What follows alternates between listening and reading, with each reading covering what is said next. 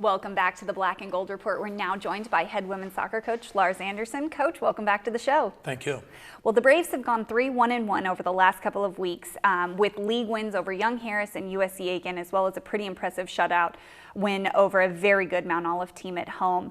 Give us a status report of your team right now headed into the Peach Belt Conference tournament this week. Well, I like where we're at. We've obviously dealt with a lot of injuries, so some players who were injured really in preseason camp and never started the season, but I think the girls have responded well. We have players playing out of position, players who have been forced to take on tasks that they didn't anticipate at the beginning of the year, but I want to commend the girls. They've done an unbelievable job, and we have always had the next man up philosophy within our program, and they have responded in a way that I anticipated they would respond. So I'm very proud of them. I like where we're at. I like the draw we have. I'm very confident and I'm very excited about the PBC tournament. Well, you'll face a familiar foe on Tuesday when your team hits the road for Milledgeville, Georgia to battle Georgia College in the PBC tournament quarterfinals. UNCP dropped a 2-1 overtime decision at home to the Bobcats earlier this season. Courtney Crimp was injured late in that game as well. But what do you remember about that loss, and what kind of motivation will it give your team heading into Tuesday? We're going to look at the tape of that game. We're going to look at our notes from that game. And obviously, we need to move forward. The loss of Courtney Crump was devastating. She is not only was our leading goal scorer at the time, but she's one of the best players in our conference and really beyond. She had a bit of a slow start to her freshman season with us, but obviously this being her sophomore year, she was doing extremely well and was running a hot streak, scoring goals left and right. But again, you can be upset about that. I learned once when I was in the military that you can focus on the problem or you can focus on finding a solution. And I've always chosen to focus on the latter. So we found a solution. We moved some players around. Would we love to have Courtney back? Of course.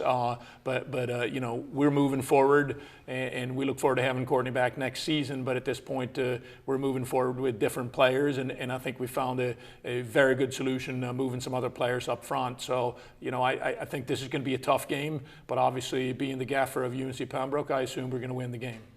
Well, although losing your best scorer, your team has been able to play with a lot of confidence as of late, particularly from Stacey Scott and Amber Watkins, who you indirectly talked about here, but made the move to the front line following Crump's injury.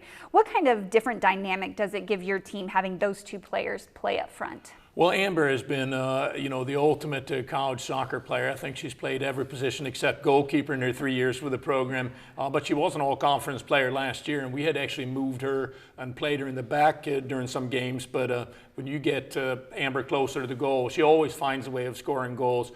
She's a sort of a sneaky goal scorer. She's not hitting bombs from 30 out, but she's always in the right place at the right time. And Stacey actually has played center back for most of our games, but she was not recruited to be a center back. We played her there out of necessity, but Stacey is a natural goal scorer. I recruited her to be either a forward or a midfielder. I was slightly concerned, and obviously I was wrong, that she may have a little bit of an adjustment period moving back to a forward position. But as soon as we put her up front, she started scoring goals, and she's setting up other players. She's obviously big, strong, athletic, and like Amber, has a natural knack for scoring goals. I'm very proud of both of those players.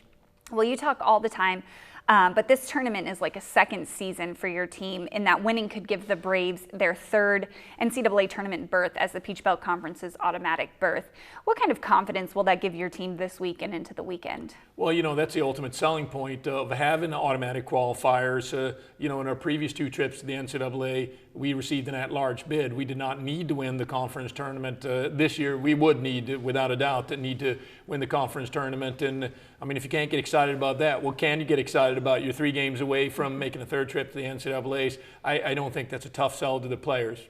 Well, obviously Columbus State is the team to beat in this tournament, but who are 1 or 2 dark horses that could surprise everyone and come out of this tournament with the automatic bid to the NCAA tournament? UNC Pembroke. Well, I think we're one of the dark horses, but I think Ashley's done a fantastic job. Donna Flagler, I know they have a tough draw. It's a 7th seed, and there was a 3-way tie, 6th, 7th, and 8th place, and they ended up as a 7th seed once we followed our tiebreak procedure within the PBC. But you know, obviously we played Flagler and got a draw out of that game. I think they're a very good team. I think they're going to present some problems potentially for North Georgia. So yes, I think the two dark horses are Flagler and UNCP, but a big arrow pointing in the upward direction for UNC Pembroke. Awesome. Well, thank you, Coach, and good luck in the tournament. Thank you, Jenna.